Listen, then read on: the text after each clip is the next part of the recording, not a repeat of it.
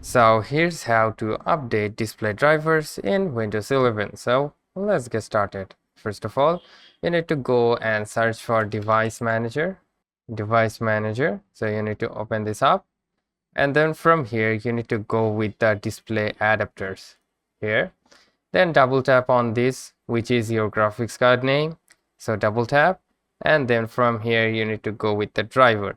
Now, as you can see, this is my graphics name. You can manually go to any of the browser and search for the graphics name, write on like drivers. So you can get the drivers from their official website, and you can see the driver version. If you see any latest version rather than this driver version, then you can install that, and the driver date is been written here. So if you get any updated driver version there, you can go and download manually from there, but for now you can go with the update driver and simply search automatically for drivers. You can tap on that, and as you can see, the base drivers for your device are already installed, so I don't need any updates. So if you have any updates remaining, then you can get it from here, and also you can search it for online. So thank you so much guys for watching, and have a very good day.